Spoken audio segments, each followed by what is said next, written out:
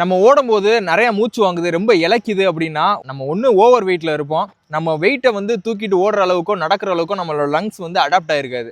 So அதனால தான் மூச்சு வாங்குறதுக்கு ரீசன். இதில் வந்து நீங்கள் எடுத்தோடனே ப்ரீத்திங்க்கு எக்ஸசைஸ், ப்ரீத்திங் பண்ணுறது எப்படி அப்படின்லாம் டவுட் கேட்குறீங்க.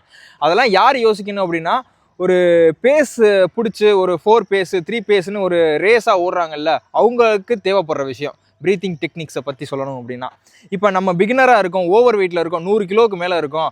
இப்போ வந்து ஒரு நம்மளோட ஹைட் வந்து ஒரு 170 சென்டிமீட்டர் இருக்குது. அப்போ நம்ம வெயிட் எப்படி இருக்கணும் அப்படின்னா 100 மைனஸ் பண்ணிருங்க. 170ல் 100 மைனஸ் பண்ணிட்டா 70. அந்த 70லேருந்து ஒரு 2 கிலோ முன்னாடியும் 2 கிலோ கீழவும் இருக்கலாமே தவிர்த்து ஒரு 80 90 அப்படிலாம் இருக்கக்கூடாது. அப்படி இருந்தால் நம்ம லங்ஸ் வந்து நம்ம வெயிட்டை தூக்கி நடக்கிறப்ப ரொம்ப திணற தான் செய்யும்.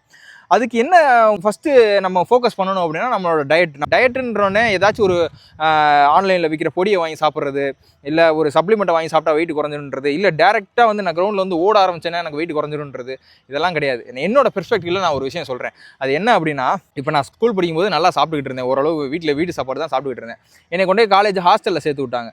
இப்போ ஸ்கூல்லேருந்து ஹாஸ்டலுக்கு போயிட்டு நான் ரிட்டன் ஹாஸ்டல்லேருந்து திருப்பி வரும்போது அந்த வெயிட் வந்து இப்போ ஒரு 60 கிலோவில் போகிறேன் அப்படின்னா ஒரு 5 கிலோ கம்மியாகி தான் திருப்பி வருவேன். அங்கே என்ன சாப்பாடு போடலையா? அப்படிலாம் கிடையாது. அங்கே இருக்க சாப்பாடு எனக்கு ஒத்துக்கலை, பிடிக்கல அப்படின்ற பட்சத்தில் நம்ம அந்த வெயிட் வந்து குறையுது. எப்போ வந்து சாப்பாடு அடி வாங்குதோ அப்போ ஆட்டோமேட்டிக்காக நமக்கு வெயிட் குறைய தான் செய்யும். சில பேருக்கு கவலைகள்லேயே வெயிட் குறையும். ஸோ இதுதான் மெயின் ரீசன். சாப்பாடை எந்த அளவுக்கு நம்ம கண்ட்ரோலாக பேலன்ஸ்டாக சாப்பிட்றோமோ அப்போ அந்த வெயிட் லாஸ் நடக்கும். அப்படி வெயிட் லாஸ் நடந்துருச்சு அப்படின்னா நம்ம ஹைட்டோட பாடி வெயிட் ஈக்குவலாக வருதுன்ற பட்சத்தில் ஃப்ரீயாக ஒரு மூவ்மெண்ட்டு, ஆக்டிவிட்டிஸ், மொபிலிட்டி, ரன்னிங்கு, ஸ்ட்ரென்தனிங்கு இது எல்லாமே சூப்பராக பண்ணலாம்.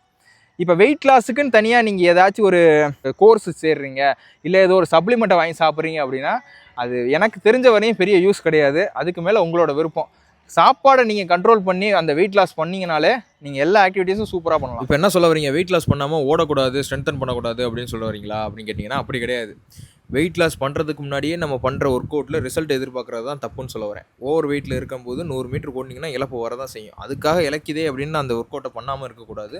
பேரலாக கிட்டத்தட்ட 90% வந்து டயட்டில் ஃபோக்கஸ் பண்ணுங்கள். ஒரு 10 to 20% வந்து ரிசல்ட்டை ஃபோக்கஸ் பண்ணுங்கள். இதுதான் வந்து உங்களோட வெயிட் லாஸ் ஜேர்னியில் உங்களோட பெர்ஃபார்மன்ஸில் இன்க்ரீஸ் பண்ணுறதுக்கு ஒரு சொல்யூஷனாக இருக்கும்.